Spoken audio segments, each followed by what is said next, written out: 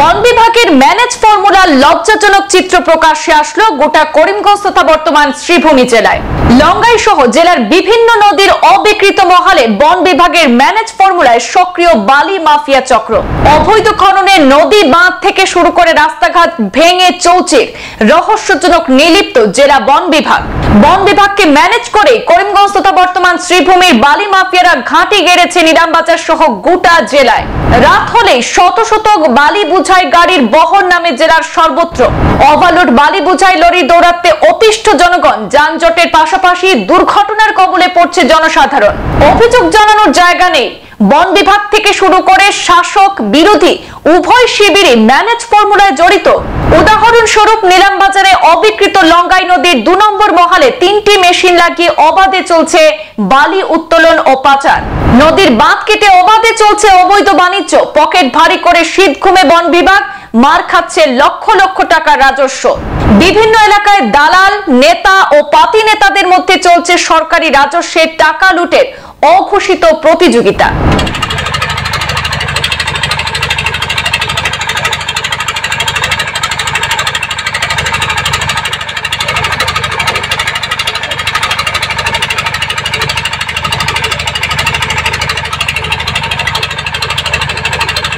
রহস্যজনকভাবে জেলার প্রতিটি নদীর একাধিক মহল অবিকৃত রয়েছে, আর সেই অবিকৃত মহলকে কেন্দ্র করে গোটা জেলায় চলছে বালি মাফিয়াদের সিন্ডিকেট। বিশেষ ম্যানেজ ফর্মুলায় জেলা বন বিভাগের আধিকারিকদের শীত ঘুমে রেখে অবাধে চলছে বালি পাচার বাণিজ্য। এতে সরকারের লক্ষ লক্ষ টাকা রাজস্ব চলে যাচ্ছে কতিপয় ম্যানেজ ফর্মুলায় জড়িত বন বিভাগের আধিকারিক থেকে শুরু করে শাসক ও বিরোধী শিবিরের নেতা পাতি নেতাদের পকেটে। জনসাধারণের উন্নয়নমূলক কাজে শাসক বিরোধীরা দুই মেরুতে অবস্থান করলেও সরকারি রাজস্ব লুটে দুপক্ষকে যেন এক ঘাটের জল খাচ্ছে এমনটাই। আজকের প্রতিবেদনে উদাহরণস্বরূপ আমরা নিলামবাজারের লঙ্গাই নদী থেকে অবৈধ বালি পাচারের তথ্য তুলে ধরছি।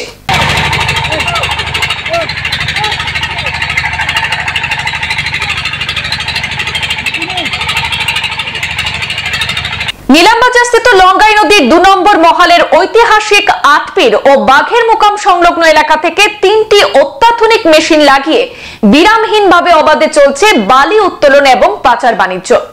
সরকারি লক্ষ লক্ষ টাকা রাজস্ব মার খাওয়ার পাশাপাশি অবৈধ পন্থায় নদীর বাঁধ কেটে লাগামহীন খননে ঝুঁকির মধ্যে পড়েছে নদীর বাঁধ।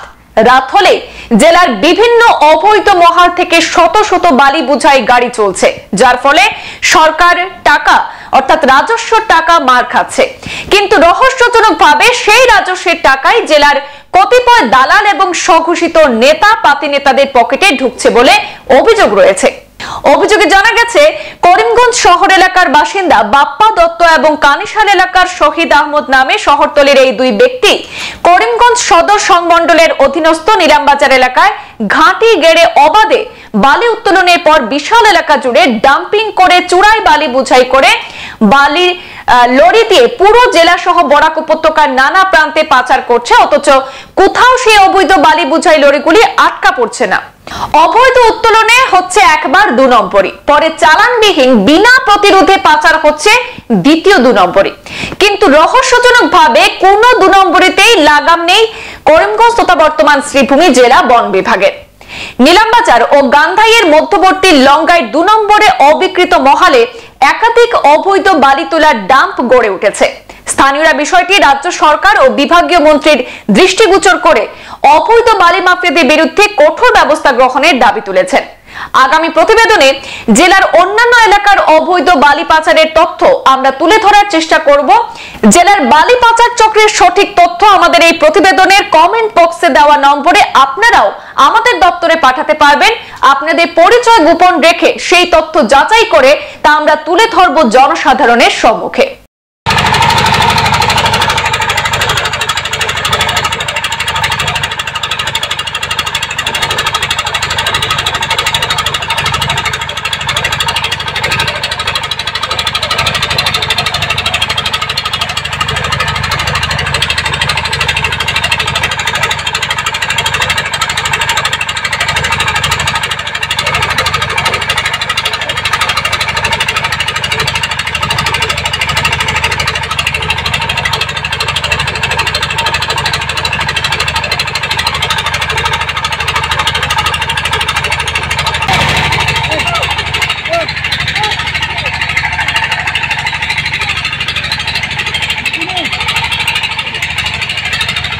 সংবাদ এই পর্যন্তই, ফিরছি পরবর্তী অন্যান্য আপডেট নিয়ে, সাথে থাকুন।